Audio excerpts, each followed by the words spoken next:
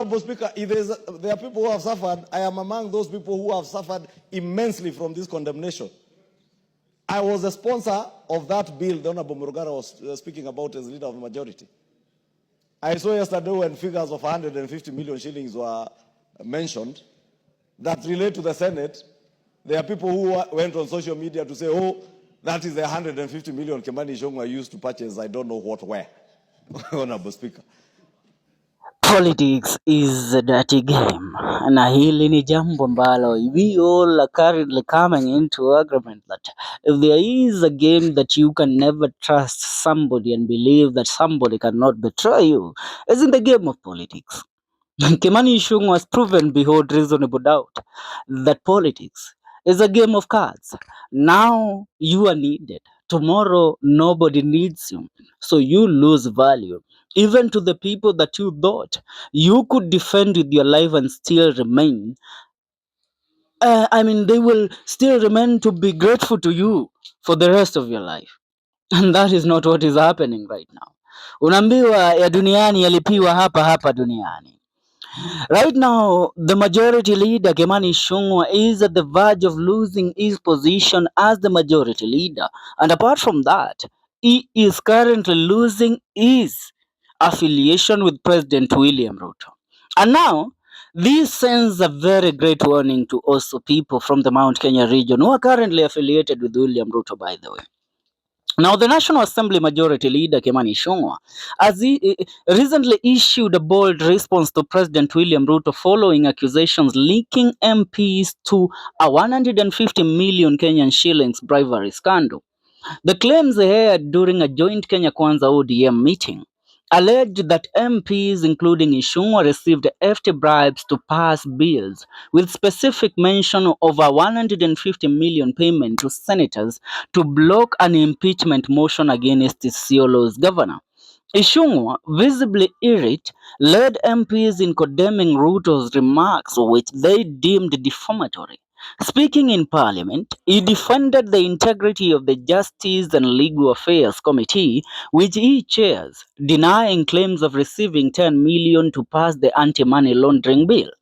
And I quote him, "No members of my committee solicited or received any bribes," Ichugwah asserted, demanding Ruto to substantiate his allegations before a parliamentary committee. Now, the accusations triggered a dramatic boycott, with only 3 MPs present for a crucial morning session, forcing Deputy Speaker Gladys Bombshell to adjourn proceedings. Now, MPs including Radieda's Otiende Amolo accused Ruto of tarnishing their reputation, with some threatening to out Speaker Moses Wetangula, Damason Kingi, if they fail to summon the president. Now, Ruto undeterred launched the multi-agency team MET to combat corruption, signaling a tougher stance as tension escalates. Ichugwah's defiance underscores a growing rift within the government, threatening legislative progress. Now, apart from that, there is also another allegation that Kimani Ichugwah yesterday took a stand and declared about President William Ruto that has left a lot of people talking. This is it. He said, "I have been treated like a bull fattened for slaughter, used to fight my own people, only to be cast aside when my usefulness is over. Now they want to dump me, stain me, and make me carry the stench of corruption. But let it be known, I will not go down quietly. I see through their betrayal and I will fight back." Now, my oh my. Let me remind you, by the way, that during the time that Rigathi Gachagua was being impeached, these were the same sentiments that Rigathi Gachagua used to say. He said that, you know what, because of fighting for my people, they have now labeled me a corrupt and a tribal leader, but I won't stop fighting for my people. Now, Kimani Ichugwah says President William Ruto used him to fight Gachagua, to fight his fellow leaders from the Mount Kenya region, and to become one of the most hated leaders of the Mount Kenya region. And now, because he has been used and he has run out of use, now they want to dump him. Now, allow me to tell you this. It is not only going to happen to Kimani Ichugwah. I dare tell the Deputy President of the Republic of Kenya, Professor Abraham Gedora Kindiki, it's high time. It's high time the leaders of the Mount Kenya region sit down in oneness and in togetherness and decide a way forward. Right now, yes, we might sit down and see as if Kimani Ichugwah being thrown out of the government is something to celebrate. But let me tell you one thing. This is not something to celebrate because come the year 2027, President William Ruto will push aside and cast aside every leader from the Mount Kenya region, and he will declare his allegiance with the Nyanza region and the Western Kenya. And the Mount Kenya region will lose everything. The benefit of being in a government. I mean, the last 5 years of President William Ruto, if in any way succeeds to win the election, the Mount Kenya region will be an outcast in that government. And that is why I'm telling you, Professor Abraham Kedhora Kindiki, Kimani Ichugwah, Didi Nyoro, even Rigathi Gachagua, Akina Moses Kuria, you should put your selfish ambitions aside and now stand in togetherness of one goal, and that is defending your region. Because the benefit that Mount Kenya region has enjoyed for years for being the largest community in the government of, the Republic of Kenya, they are going to be lost. And once they are lost, the privileges the Mount Kenya enjoy for having the largest number of cabinet secretaries, principal secretaries, it's going to be taken away from them. And let me tell you, President William Ruto does not declare allegiance to you forever. This is a man that once he is used to, once he is over with you, it doesn't matter who you are. President William Ruto will throw you under the bus without a second thought. Now, imagine Ruto, by the way, throwing away Kimani Ichugwah, a man who put his reputation at stake, he put his family at stake, he put everything at stake.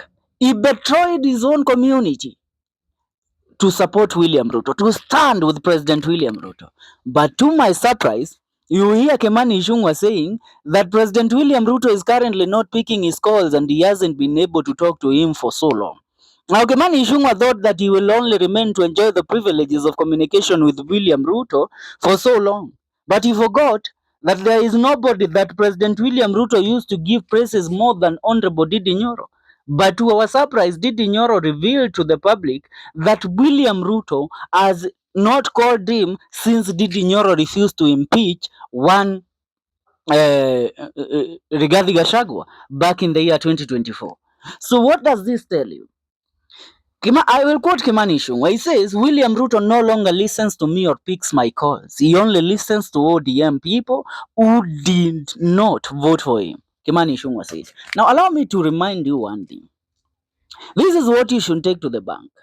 Professor Abraham Kedhora Kindiki right now is being used to garner what? To garner support for President William Ruto.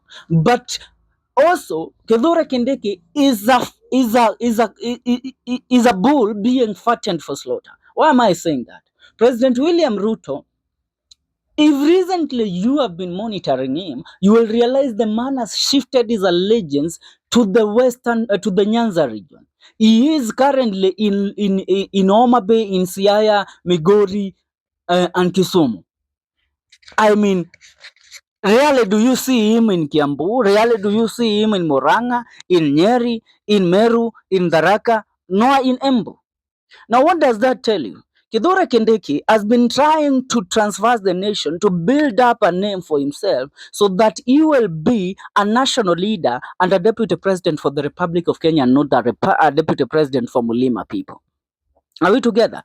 But though he is building that reputation, President William Ruto is going to hand him over for slaughter come the year 2027. And he is going to betray him, as he has done to the others. And Gachagua said, yeye si nabii, but by the time 2027 reaches, William Ruto will have fallen out with every MP in his inner circle. Now imagine, for once, Kimani Ichugwah and Rigathi Gachagua are now on the same paper. Kimani Ichugwah thought that he is untouchable. Now his reputation is at stake as President William Ruto has labeled him a corrupt individual and a leader of the corrupt MPs in parliament. Ningetaka kusikia maoni yako mtazamaji. Achia maoni kwenye comment section, tuungane katika video zetu zijazo. Hii ni The Kenyan Daily Report.